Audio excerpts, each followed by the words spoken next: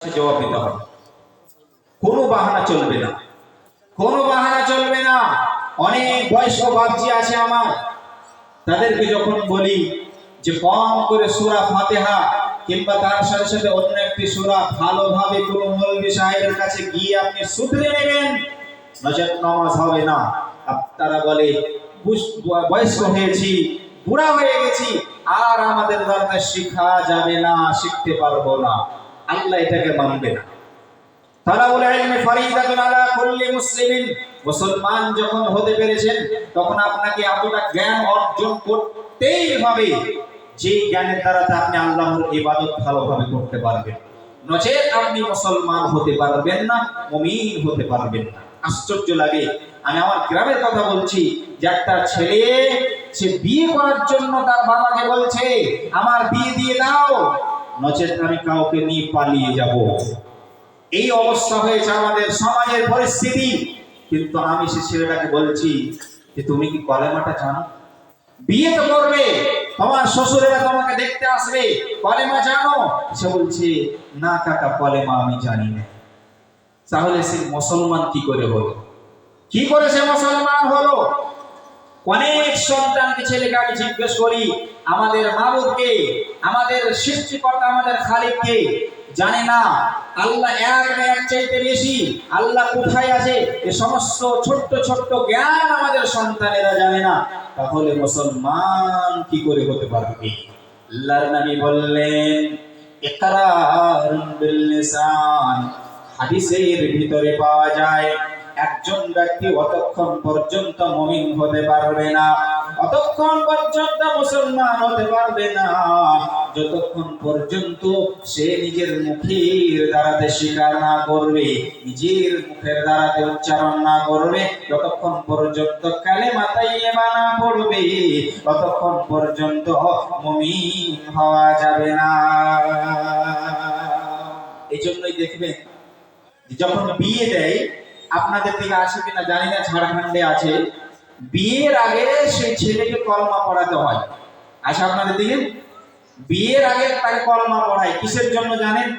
হতে পারে সে জীবনে কোনোদিন মক্তব যায়নি, কোনোদিন মসজিদের মুখ দেখেনি, কোনোদিন সে কলেমা পড়েনি, মুসলমান হয়নি। আমার মেয়ের সঙ্গে বিয়ে দেবো, মুসলমান বানিয়ে দাও, তারপরে তাকে বিয়ে দেবো।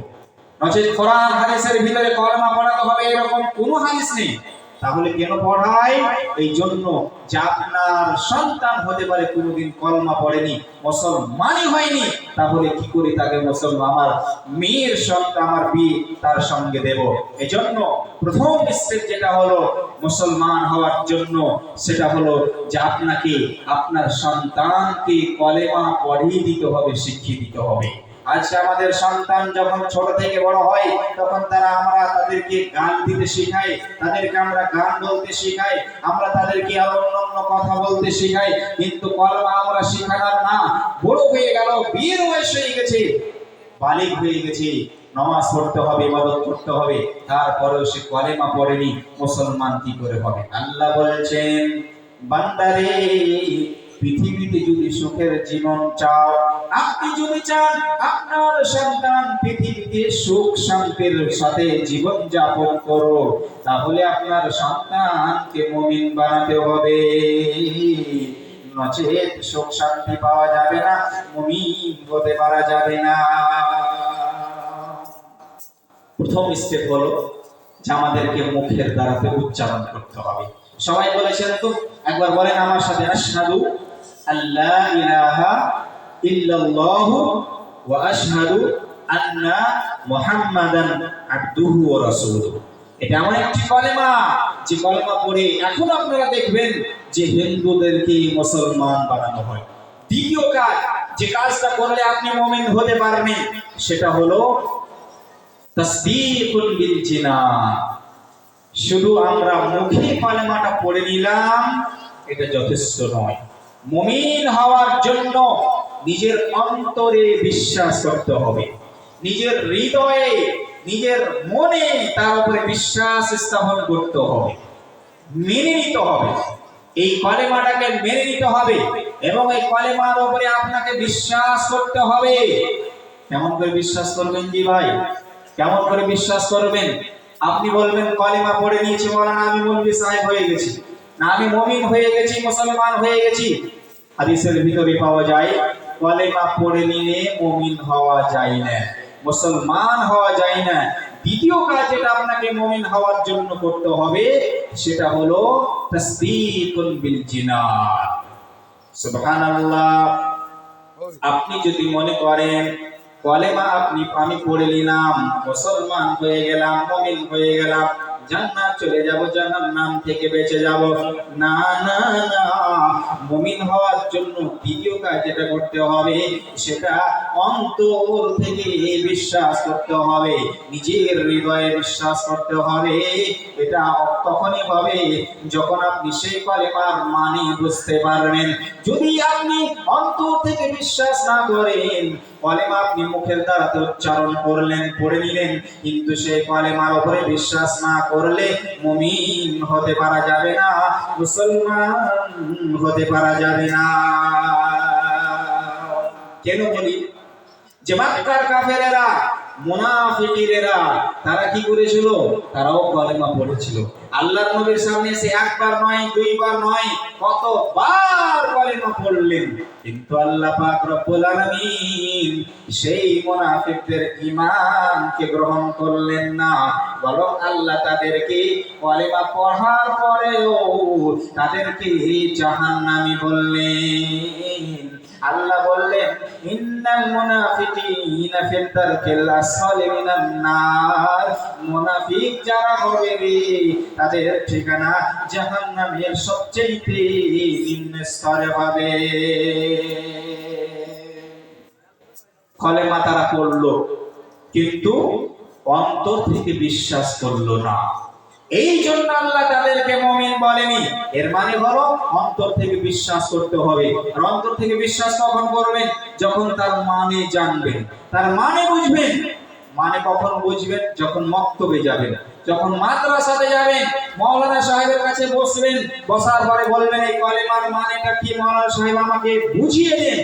তারপরে যতক্ষণ পর্যন্ত নিজের হৃদয়ে, নিজের মনে আপনি বিশ্বাস না করবেন, মুমিন হওয়া যাবে না, মুসলমান হওয়া যাবে না। কি এর মানে? আশহাদু আল্লা ইলাহা ইল্লাল্লাহ ওয়া আশহাদু আন্না মুহাম্মাদার রাসূলুল্লাহ, আমি সাক্ষ্য দিচ্ছি যে আল্লাহ ছাড়া, আল্লাহ ব্যতীত পৃথিবীতে আর কোন উপাস্য নেই, কোন মাবুদ নেই যার ইবাদত করা যাবে, যার উপাসনা করা যাবে।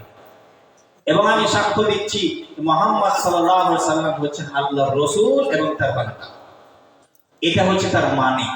হৃদয় থেকে মেনে নিতে হবে, বিশ্বাস করতে হবে, মন থেকে মেনে নিতে হবে যে এক আল্লাহরই ইবাদত করা চলবে, অন্য কারো ইবাদত করা চলবে না।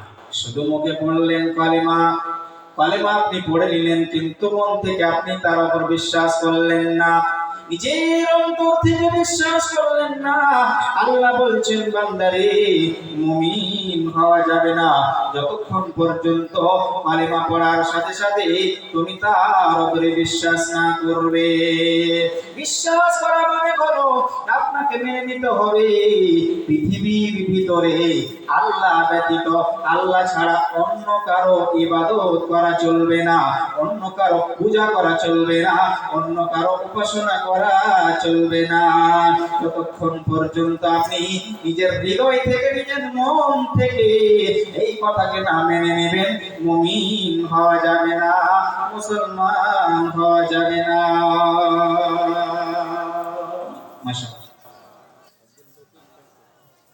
মাশাআল্লাহ। এই যে বাপজি আমার আব্দুল লতিফ সাহেব 500 টাকা দান করেছেন, জাযাকুমুল্লাহু খাইরান জাযা ওয়া আহসানাল জাযা।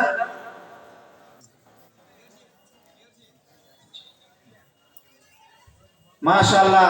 এই বাপজি আমার সর্বপ্রথম এই মজলিসে জালসাতে এসে 500 টাকা দান করেছেন, জাযাকুমুল্লাহু খাইরান জাযা ওয়া আহসানাল জাযা।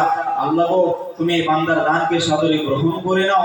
আল্লাহ তুমি বান্দাকে সুখ শান্তি দাও, কোন আপদ বিপদে যদি পড়ে থাকে আল্লাহ তুমি তার সে আপদ বিপদ থেকে উদ্ধার করো।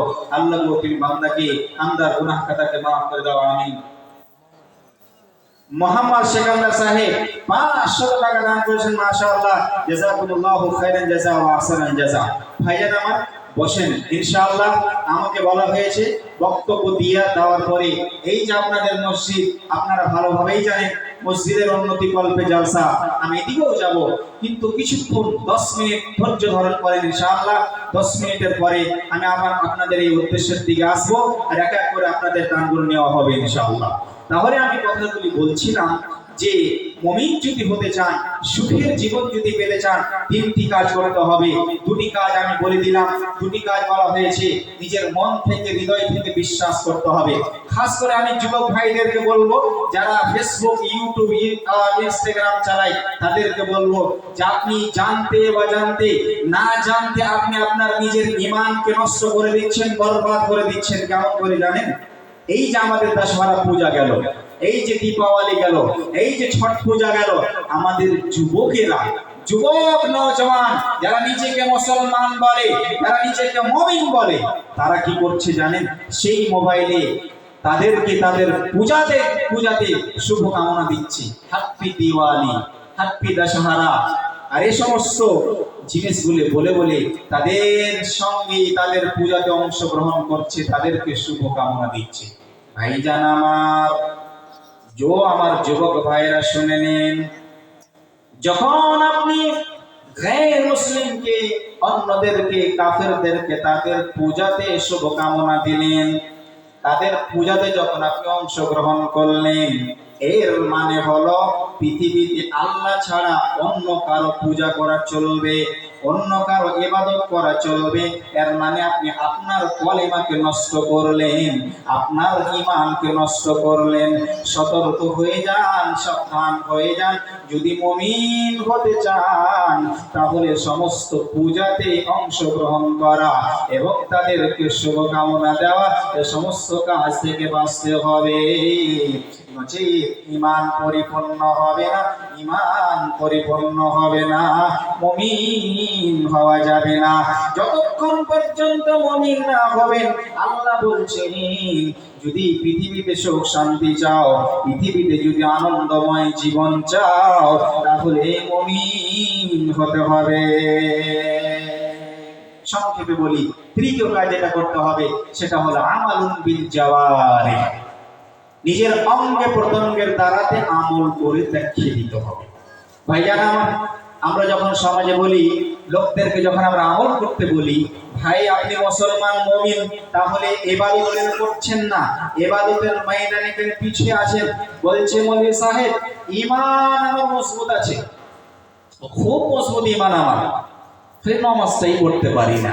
ভাইজান আল্লাহ পাক রব্বুল আলামিন আমাদেরকে ইবাদতের জন্য সৃষ্টি করেছেন। আল্লাহ বললেন ওমা খালাকুল জিন্না ওয়াল ইনসা ইল্লা লিয়াবুদুন। আল্লাহ বললেন বান্দারে, আমি জিন এবং মানব জাতিকে শুধুমাত্র আমার ইবাদতের জন্য সৃষ্টি করেছি। যতক্ষণ পর্যন্ত একটা বান্দা ইবাদত না করবে, আমলের দ্বারাতে প্রমাণ না দেবে, ততক্ষণ পর্যন্ত মুমিন হওয়া যাবে না, মুমিন হতে পারবে না। ঈমান যদি পরিপূর্ণ করতে চান, তাহলে তৃতীয় কাজ যেটা করতে হবে সেটা হলো